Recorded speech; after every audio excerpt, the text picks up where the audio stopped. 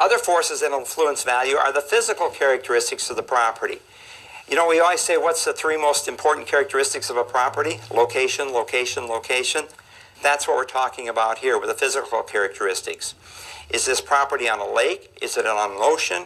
What are the prevailing winds? Is it on the side of a hill? Does it have a view? Those are all physical characteristics, and of course all of those influence value. Economic influences also influence value. What is the economy doing in that particular community? Are there lots of jobs there? Are there lots of people moving into that community?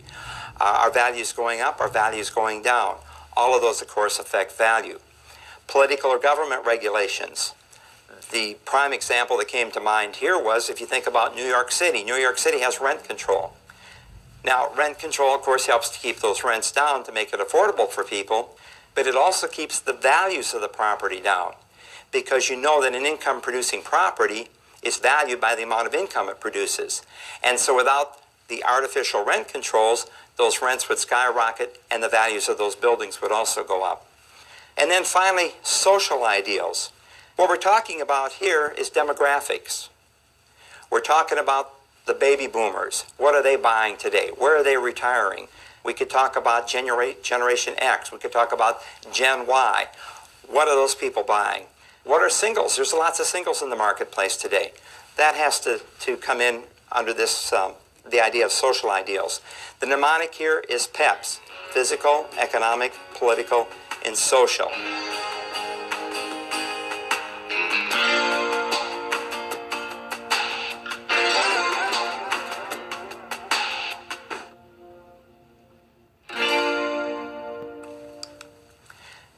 Now, the idea behind valuation, it's a process of estimating market value.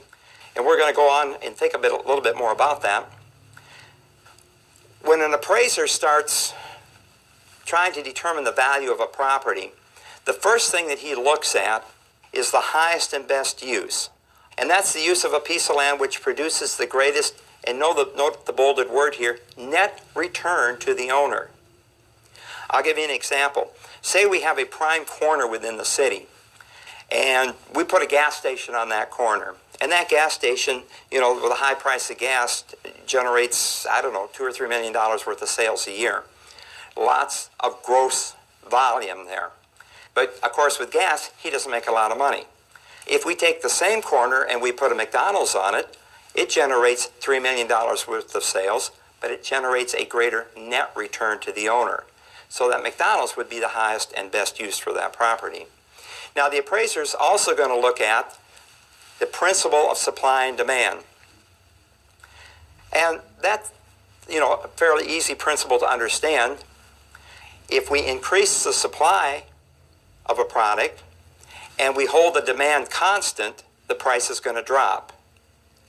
If we decrease the demand on the product and hold the supply constant, the price is going to drop. Contrast that with reducing the supply of the product and holding the demand constant, the price is going to go up. Or if we increase the demand on the product and hold the supply constant, the price is going to go up. It's the law of supply and demand. Every day, you and I are working with the principle of substitution when we go out shopping. As the value is set by the cost of getting an equally desirable substitute. When you and I go to the marketplace and we're looking for maybe an item of clothing, we're comparing this item to this item. We're saying, is this item really worth this, or is this worth this in comparison to this? We're always using that principle of substitution. And that's what the appraiser does. He looks at comparable sales and he says, well, if that house like that is worth that, then a similar property has got to be worth about the same thing. Principle of substitution. The idea behind the principle of anticipation says probable future benefits to be derived from a property will increase the value of that property. Years ago, a friend of mine bought some property that was near an airport that was going to open. And he paid a fairly high price for that. Why did he do that? Because he was anticipating that the value of that property would go up when that airport finally opened. Or if you buy a piece of property that's on a proposed freeway and then they build the freeway, the same idea. You're paying more for that land than it's actually worth because you know the freeway is going to be there eventually and that is going to drive the value of that property up. An appraiser's got to be aware of change, of what's happening in the real estate business. What are the real estate trends in that particular neighborhood? Notice that we've got a log cabin back here and some pretty modern homes back here. There's definitely a problem in that neighborhood. The idea behind conformity says that if you have a reasonable degree of similarity between the homes, they're going to attain the highest values, the highest prices. We can contrast that with the principle of progression, which says this. It says that larger properties will draw up the price of a smaller property, or vice versa. Smaller properties, notice the houses on either side of this large home, will pull down the price of more expensively priced properties. What's really happening in your neighborhoods is this, is that if you've got high-priced properties and low-priced properties, they're being pulled towards the middle. So it benefits the lower-priced property, but it's a detriment, obviously, to the higher-priced property. The idea behind contribution, the worth of an improvement and what it adds to the entire property's market value, regardless of the actual cost of the improvement. I can give you a good example of this. I was aware of an office building, and it was in a southern state, so there was a lot of sunshine in the summertime. And the owner of the office building had a great idea. He went out in his parking lot and he put carports out there. And people wanted to rent that office building because they could park their car under the carport and escape the summer sun. And he was actually able to raise the rents that he was charging over and above what it cost him to put the covered parking in. That's the idea behind the principle of contribution. Now, balance says when contrasting, opposing, or interacting elements are in balance in a neighborhood or area, value is created.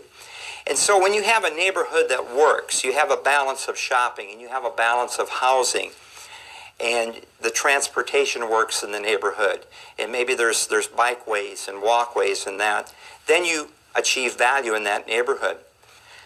A good demonstration of this is if you're familiar with the city of Houston. Houston has what they call enterprise zoning. And enterprise zoning means you can build anything you want, any place you want. And if you go down to Houston and look at Houston, you're looking at the commercial areas or residential areas and you're going, say what? Because they put odd things together all the time because that's the way they're zoning. So they never really achieve a balance unless the developer has severely deed restricted a subdivision he's doing, and then he'll get a balance within that subdivision. But as you go across the city of Houston, you'll see some odd things next to each other, which destroys that principle of balance. Now let's talk a little bit about the appraisal process. Appraisers have developed an orderly, systematic method known as the appraisal process to arrive at an estimate of value. And we're going to go through that. And you should be familiar with this process because you're going to see test questions on it. It's also something that you're going to use when you're practicing real estate, so it's a good thing to know. Now that first step, number one, is going to be define the problem. What's the purpose of this appraisal? Now you may say, Tom, doesn't the appraiser just come out and give us market value? No, he doesn't do that every time. He wants to know, why am I doing this appraisal? For example, maybe we're doing an appraisal and we want to know the reproduction value of our property. We want to know what it would cost to reproduce our property exactly as it is. Say, for example, we have a home that was built in, say, 1902, 1905. It has a lot of ornate woodwork in it. It's got some nice crown molding around it. It's got the wooden staircases. We want to know what would it cost to reproduce that home exactly. What's its value? Its reproduction value.